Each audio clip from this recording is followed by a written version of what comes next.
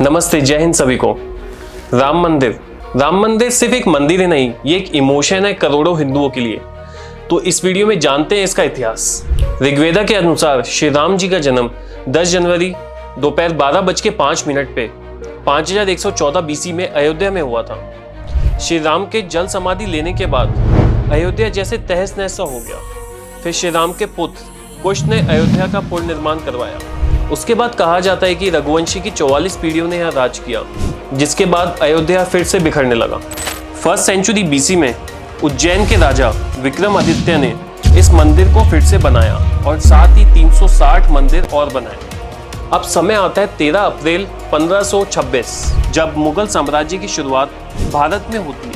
राम मंदिर का इतिहास वहीं से बदलना शुरू हुआ। कहा जाता है बाबर ने अपने सेनापति मीर बाकी को आदेश दिया कि इस मंदिर को तोड़ के मस्जिद बना दी जाए। साल 1528-29 में मंदिर को तोड़ के मस्जिद बना दी जाती है, बाबरी मस्जिद। इसके तकरीबन 50 साल बाद साल 1574 से 1577 के बीच में तुलसीदास जी ने रामचरितमानस लिखी और राम की कथा को आम लोगों तक पहुंचाया।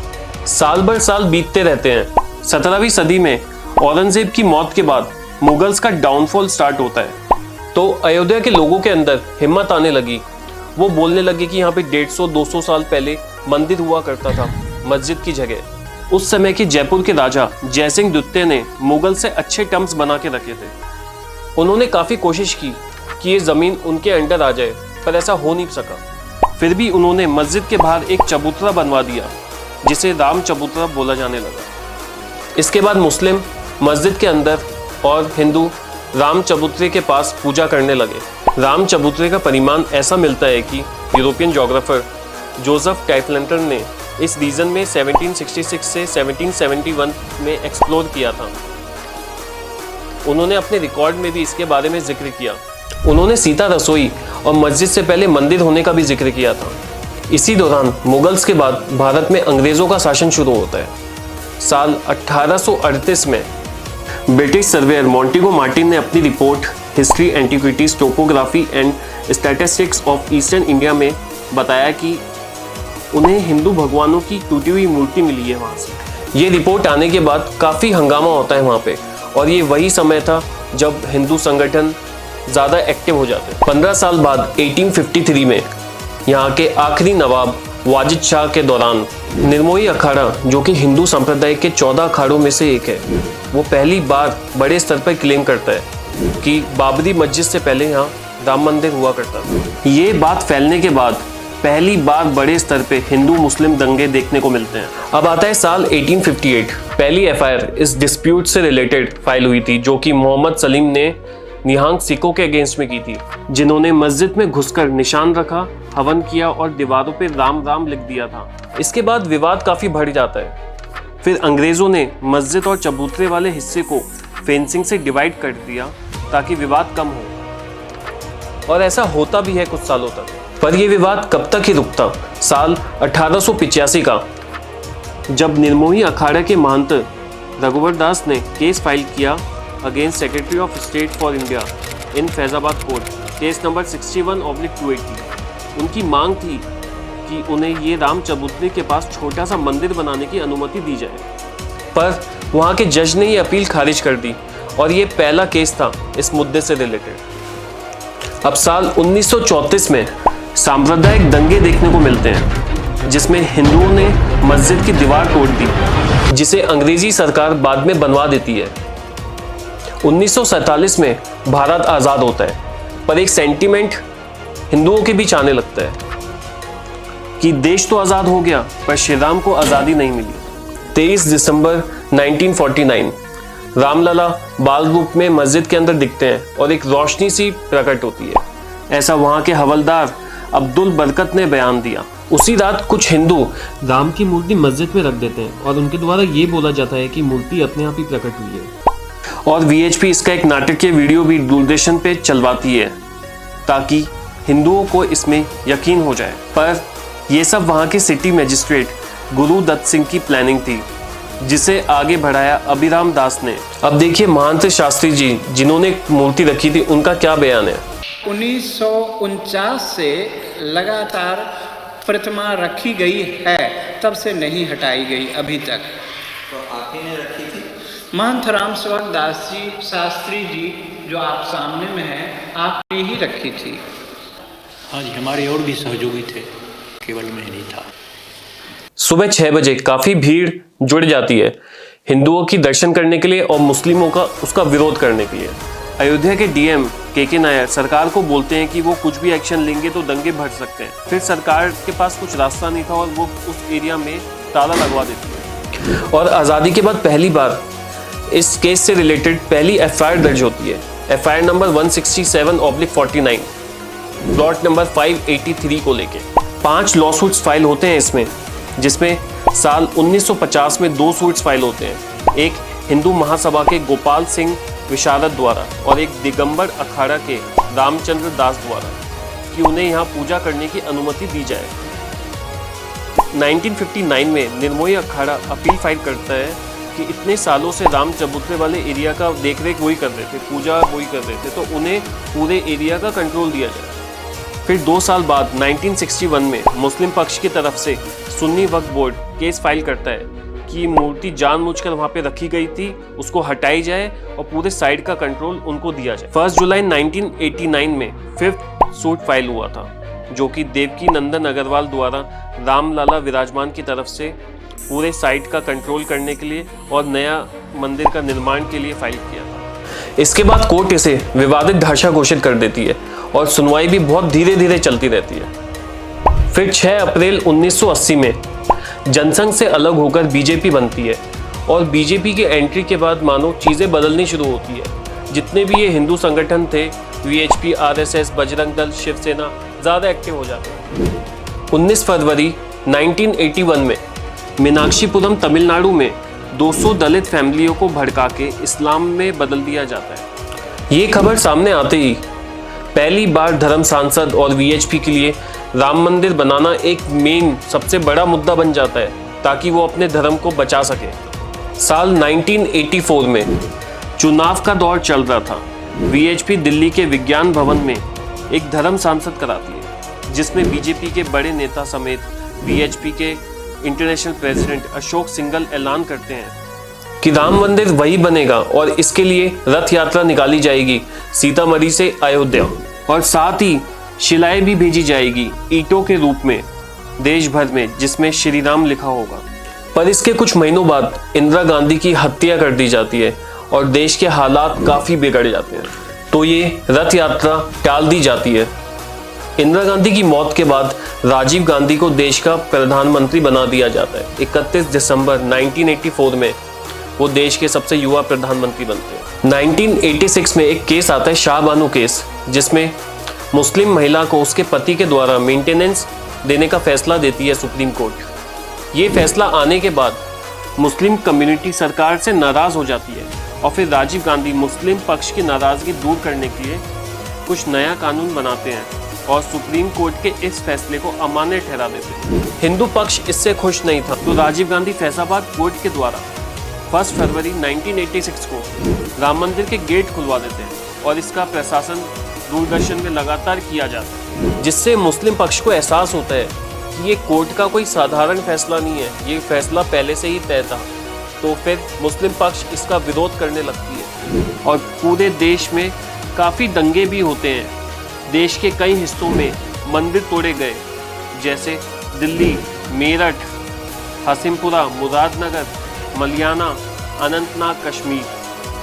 और 5 दिन बाद 6 फरवरी 1986 को लखनऊ में मीटिंग करते हैं और बाबरी मस्जिद एक्शन कमेटी BMAC बनाते हैं, जिसके कन्वीनियर होते हैं जाफरायात जिलानी, एक सीनियर एडवोकेट। देखिए BMAC की तरफ से क्या बयान आया और इसका क्या रिप्लाई दिया अशोक सिंघल ने।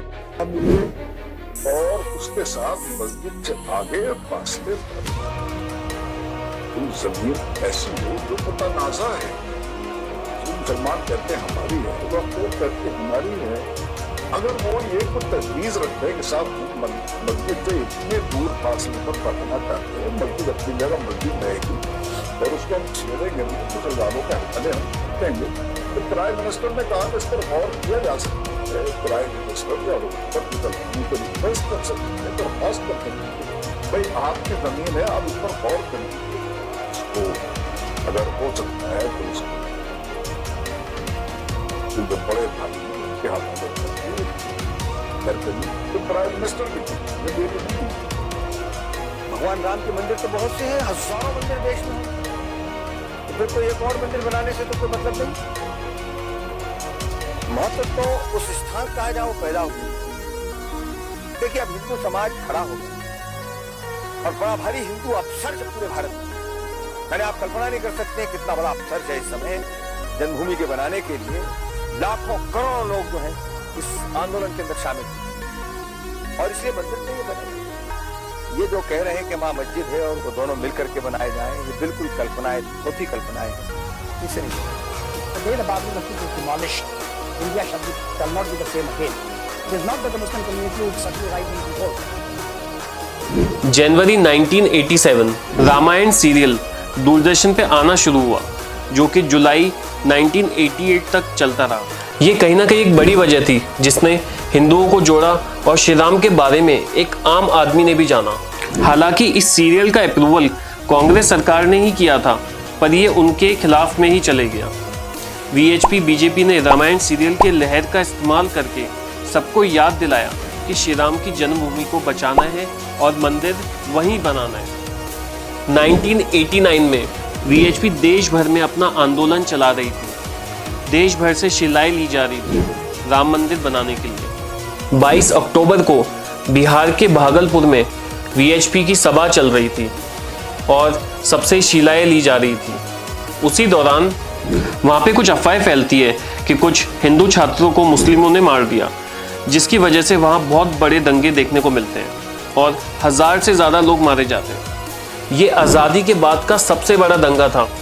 9 नवंबर 1989 में वीएचपी शिलान्यास करने का ऐलान करती है और कांग्रेस सरकार को भी मना लेती है। राजीव गांधी हिंदू वोट बैंक के चलते मान जाते हैं और अयोध्या से अपना कैंपेन शिलान्यास के साथ ही शुरू करते हैं। पर 1989 के इलेक्शन में कांग्रेस हार जाती है और नेशनल फ्रंट से वीपी सिंह की सरकार बन जाती है, जिसे भाजपा का भी समर्थन था। भाजपा जो कि पिछले इलेक्शन में 1984 में 2 सीटों पे थी, अब इस बार 1989 में 85 सीटों पे आ गई। राम मंदिर के मुद्दों का उनको ही फायदा हुआ। 25 सितंबर 1990 को एल.के. आडवाणी रथ यात्रा का ऐलान करते हैं, जो सोमनाथ से अयोध्या तक 10,000 किलोमीटर कवर करके जाएगी, जिसका समापन अयोध्या में 30 अक्टूबर को किया जाएगा। उस समय अयोध्या का जो सब अरेंजमेंट है वो हमारे मोदी जी देख रहे थे। उनकी उम्र 40 साल थी उस समय। रथ यात्रा शुरू हो गई, हजारों लाखों कार्ड सेवक जुड़ने लगे। यात्रा डेली 300 किलोमीटर कवर की जा रही थी। आडवाणी एक दिन में 6 पब्लिक रैली लेते थे, पर ये यात्रा जहाँ भी जाती वहाँ दंगे होने लगते। 23 अक्टूबर यात्रा के 1 महीने बाद यात्रा बिहार के समस्तीपुर पहुँचती है और वहाँ भी दंगे देखने को मिलते हैं। उस समय बिहार के सीएम लालू यादव होते हैं, जिन्हें 7 महीने ही हुए थे सीएम बने। उन्होंने सारे हालात वीपी सिंह को बताए और तय किया आडवाणी और प्रमोद महाजन को गिरफ्तार करने का और उनको हिरासत में लेना। Arrested Advani in Samastipur, Bihar and kept him in custody for a week. The BJP naturally withdrew its support to the VP Singh government.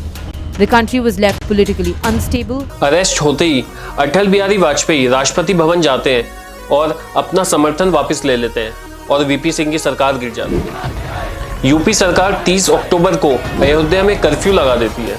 उसके बावजूद 30 अक्टूबर को भारी संख्या में कार्ड सेवक अयोध्या पहुंचते हैं। उन्हें पता था कि इस दिन ये समापन का आखिरी दिन है। वहाँ काफ़ी नारेबाजी होती है।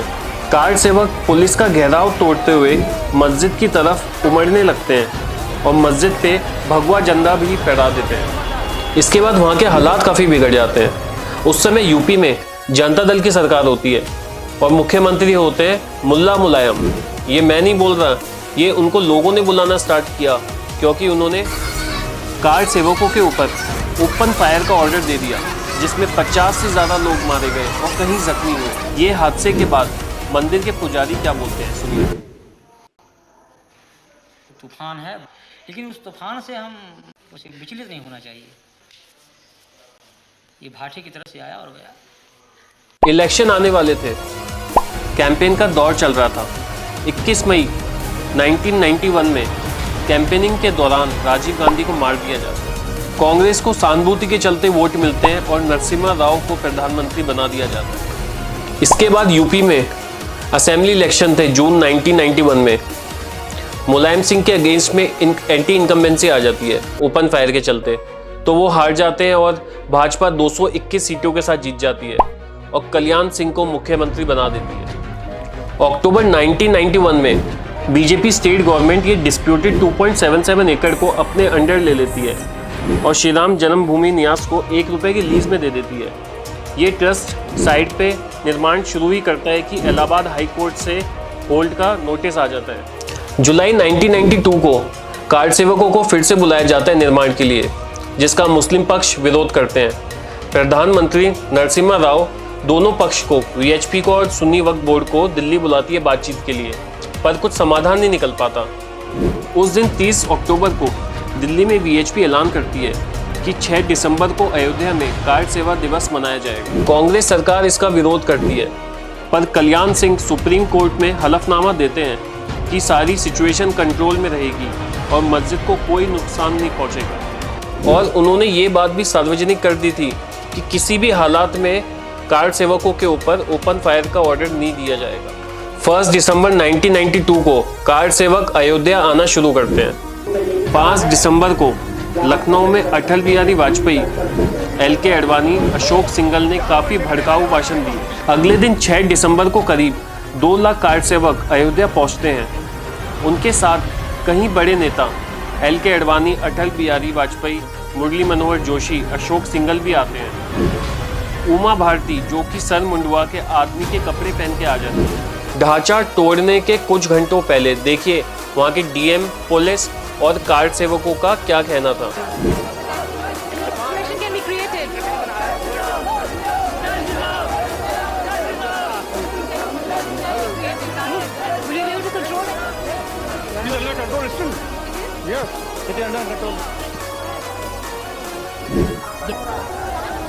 जनता पुलिस क्या कर पाएगी? अब किसको गोली मारेंगे यहाँ पर?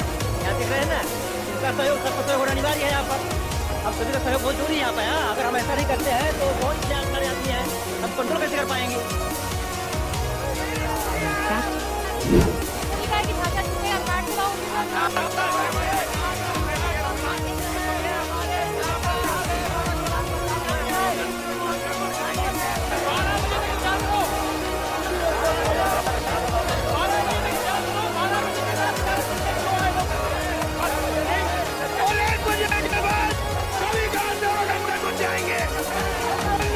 ग्यारह 45 पे भीड़ उग्र होती है और कार्ड सेवक गुंबद पे चढ़ना शुरू करते हैं। पहला गुंबद 1:55 पे गिरा दिया जाता है, दूसरा गुंबद 3:30 बजे और तीसरा मेन गुंबद 5 बजे गिरा दिया जाता है। फिर कार्ड सेवक छोटा सा मंदिर बनाते हैं वहाँ और मूर्ति की स्थापना करते हैं। आग की तरह ये खबर फैलने लगती है और यूपी में 6 बजे राष्ट्रपति शासन लग जाता है।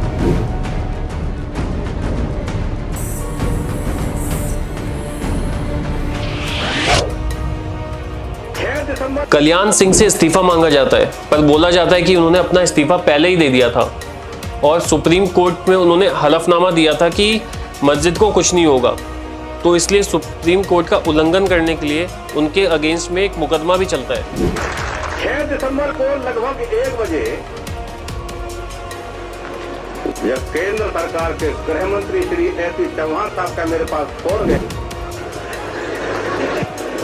तो मैंने कहा कि मेरे पास थोड़ा सा एक कदम आगे की है कि कार सेवक गुम्बद पर चढ़ गए और कार सेवकों ने गुम्बद को तोड़ना भी शुरू कर दिया। एक दुर्घटना थी जो हो गई, कोई नहीं चाहता था कि ढांचा इस तरह से तोड़ा जाए।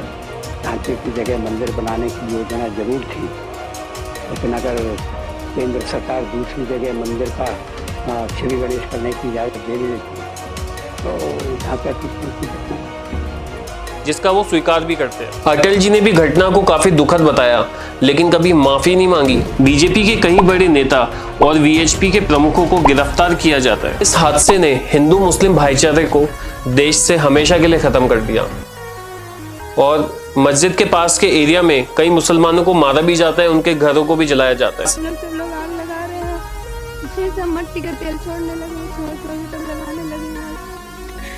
ऐसे हम लोग नगरी पर टाइम हो गया, फिर हम लोग कहे अब क्या करें, तो बाहर गए तो देखे लड़का सब हमारे चूड़ी बांध के चले गए, तो चूड़ी निकाला और हमने ये सब बताया अपने हाथों से, बहुत जान से देश भर में हालात काफ़ी ख़राब हो जाते हैं। 2000 से ज़्यादा लोग दंगों में मारे जाते हैं। गुजरात में 146, कर्नाटका में 30, कानपुर में 254, असम में 100, राजस्थान में 60, कलकत्ता में 35, भोपाल में 175, दिल्ली में 53 और बॉम्बे में 900 से ज़्यादा। सिर्फ भारत में ही नहीं, पाकिस्तान में भी 30 मंदिर तोड़े जाते हैं और बांग्लादेश में 12 मंदिर तोड़े गए, हिंदुओं को मारा गया और उनकी दुकानें जलाई गई। 16 दिसंबर 1992 में लिबरन अयोध्या कमीशन ऑफ इंक्वायरी बनती है, जिसके प्रमुख होते हैं मनमोहन सिंह लिबरन, ये पता लगाने के लिए कि कौन कौन दोषी है तोड़फोड़ में। डिमोलिशन के चलते दंगे तो होते ही, पर इसके चलते मुंबई में बॉम्ब ब्लास्ट भी करा दिया जाता है, जिसमें 257 लोग मारे जाते हैं। 7 जनवरी 1993 में भारत सरकार 67 एकड़ को अपने अंडर ले लेता है। अयोध्या की ज़मीन 67 एकड़ को अपने अंडर ले लेता है, जिसमें डिस्प्यूटेड 2.77 एकड़ भी था, और सुप्रीम कोर्ट को बोलता है कि तय करें कि मस्जिद से पहले यहाँ कुछ मंदिर से रिलेटेड था या नहीं। 1998 में बीजेपी की सरकार बनती है, अटल बिहारी वाजपेयी प्रधानमंत्री बनते हैं। 2001 में वीएचपी प्रधानमंत्री को बोलती है, अटल बिहारी वाजपेयी को, कि अब राम मंदिर बनाया जाए। अगर वो कुछ नहीं करेंगे तो वो लोग खुद से ही मंदिर बनाना शुरू कर देंगे। अटल बिहारी वाजपेयी पूरा देश के विकास को लेकर ज़्यादा चिंतित थे। वो राम मंदिर के मुद्दे से थोड़ी दूरियां ही बना रहे थे, लेकिन वीएचपी के लगातार दबाव के कारण उन्होंने एक अयोध्या समिति का गठन किया, जिसमें उन्होंने एक senior IAS officer R K. Singh को अपॉइंट किया, ताकि वो दोनों पक्ष से मिले और बातचीत करके इसका कोई समाधान निकले। इसी दौरान वीएचपी अयोध्या में मूर्ति महायज्ञ का ऐलान करती है, जिसमें देश भर से कार सेवक आते हैं। गुजरात से भी काफ़ी कार सेवक आए थे, और जब वो वापस अयोध्या से अहमदाबाद जा रहे होते हैं साबरमती एक्सप्रेस में, गोधरा स्टेशन में भड़के हुए मुस्लिम ट्रेन के डब्बों में आग लगा देते हैं, और कोच S9 में, जिसमें 59 लोगों की मौत हुई, 27 औरतें और 10 बच्चे थे, जिनकी जलकर मौत हो जाती है और कहीं घायल हो जाते हैं। देश के हालात ये हादसे के बाद काफ़ी ख़राब हो जाते हैं। इलाहाबाद हाई कोर्ट के केस लेने के 13 साल बाद मार्च 2002 में पहली बार जगह के मालिकाना हक को लेकर सुनवाई होती है, और इलाहाबाद हाई कोर्ट 2003 में ASI archaeology survey of India को ऑर्डर देती है कि खुदाई करके पता लगाए कि मस्जिद से पहले मंदिर से रिलेटेड कुछ यहाँ पे है या नहीं। अगस्त 2003 में ASI अपनी रिपोर्ट सबमिट करती है कोर्ट में, जिसमें वो बताती है कि मस्जिद के ढांचे के नीचे एक बड़ा ढांचा मिला है, जिसमें मंदिर से रिलेटेड 11वीं-12वीं सदी से रिलेटेड पिलर्स मिले हैं और टूटी हुई मूर्ति मिली है, और बहुत कुछ मंदिर से रिलेटेड भी मिला है। 2004 में भाजपा सत्ता से चले जाती है और ये सुनवाई फिर ठंडी पड़ जाती है। लश्कर-ए-तैयबा के 5 आतंकवादी द्वारा अयोध्या मंदिर मस्जिद कॉम्प्लेक्स में हमला होता है, जिसमें एक सिविलियन भी मारा जाता है और सीआरपीएफ द्वारा आतंकवादियों को भी मारा जाता है। 2006 में 17 साल बाद लिबरन कमीशन अपनी रिपोर्ट सबमिट करती है, जिसमें 68 लोगों को दोषी बताती है, मुख्य रूप में अडवाणी, जोशी, अटल जी, कल्याण सिंह, और सबसे बड़ा दोषी आरएसएस को बताती है। रिपोर्ट आने के बाद बीजेपी और आरएसएस भी लिबरन कमीशन की रिपोर्ट पे आरोप लगाते हैं कि ये पॉलिटिकली मोटिवेटेड है। 30 सितंबर 2010 में इलाहाबाद हाई कोर्ट 3-वे जजमेंट देती है। वो ये डिस्प्यूटेड ज़मीन 2.77 एकड़ को 3 हिस्से में डिवाइड कर देती है। सेंट्रल मेन हिस्सा राम जन्मभूमि न्यास को, राम चबूतरा सीता रसोई वाला एरिया निर्मोही अखाड़ा को, और जो बाकी बचा हुआ एरिया वो सुन्नी वक्फ बोर्ड को। ये पहली बार था कि जब कोर्ट ने माना कि ये राम जन्मभूमि थी, पर इस फैसले से कोई भी पक्ष खुश नहीं होता और इसके अगेंस्ट में सुप्रीम कोर्ट चले जाते हैं तीनों। 2014 में भाजपा की सरकार बनती है और पीएम बनते हैं नरेंद्र मोदी। फरवरी 2016 में सुब्रमण्यम स्वामी सुप्रीम कोर्ट में एक अपील फाइल करते हैं कि ये फैसले को, राम मंदिर मस्जिद वाले फैसले को जल्दी से फाइनलाइज किया जाए। 2017 को सुप्रीम कोर्ट एक मीडिएशन पैनल बनाती है और इसके बाद चीज़ें थोड़ी तेजी से आगे बढ़ने लगती है। 8 जनवरी 2019 सुप्रीम कोर्ट एक 5 जज की बेंच बनाती है इस फैसले के लिए, जिसमें Chief Justice of India Ranjan Gogoi, Justice Sharad Arvind Bobde, Justice Abdul Nazeer, Justice DY Chandrachud, Justice Ashok Bhushan होते हैं। और साथ में ये बेंच एक मीडिएशन पैनल बनाने का प्रस्ताव देती है जिसमें जस्टिस FM कलीफुल्ला, श्री रविशंकर और सीनियर एडवोकेट श्रीराम पंचो होते हैं। ये वो कुछ डॉक्यूमेंट्स और बुक्स हैं जो सुप्रीम कोर्ट में पेश किया जाता है जिनके बिहाफ पे दलीलें लड़ी जाती हैं। 6 अगस्त 2019 को सुनवाई शुरू होती है। ये सुनवाई 40 दिन तक चलती है। ये सुनवाई सुप्रीम कोर्ट के इतिहास की दूसरी सबसे बड़ी सुनवाई होती है।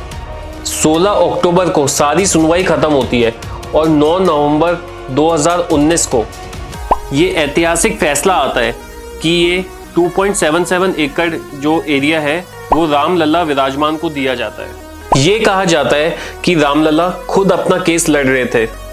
एक्चुअली अकॉर्डिंग टू लॉ कोई भी रिलीजियस प्लेस में भगवान को व्यक्ति के रूप में देखा जाता है और उनके पास वो सारे ही अधिकार होते हैं जो एक आम नागरिक के पास होते हैं। इसमें 5 लॉसूट्स फाइल होते हैं। गोपाल सिंह विशारद 1950 जिनको राइट टू वर्शिप मिल जाता है, रामचंद्र दास 1950 जिनको राइट टू वर्शिप मिल जाता है। इसमें सुन्नी वक्फ बोर्ड को 5 एकड़ की जमीन दी जाती है मस्जिद बनाने के लिए दूसरे एरिया में। और कोर्ट सेंटर को बोलता है कि एक ट्रस्ट बनाए मंदिर के निर्माण के लिए और उस ट्रस्ट में एक मेंबर निर्मोही अखाड़ा का भी होगा। तो निर्मोही अखाड़ा को उन्होंने क्लेम किया था, उनको वो तो नहीं मिलता, बस हाँ उनको ये हो जाता है कि उनका एक मेंबर इस कमेटी में आ जाता है। 5 अगस्त 2020 राम जन्मभूमि का भूमि पूजन किया जाता है और शिलान्यास करते हैं। और 22 जनवरी 2024 वो ऐतिहासिक दिन आएगा जब राम मंदिर का उद्घाटन होगा और हर घर में दिवाली मनाई जाएगी। जय श्री राम। इस मंदिर मस्जिद के चक्कर में 5000 से ज़्यादा लोगों का खून बहा। किसी के लिए ये सब के बाद भी मंदिर बनना गर्व की बात है और किसी के लिए नहीं। आपकी क्या सोच है कमेंट में बताइए।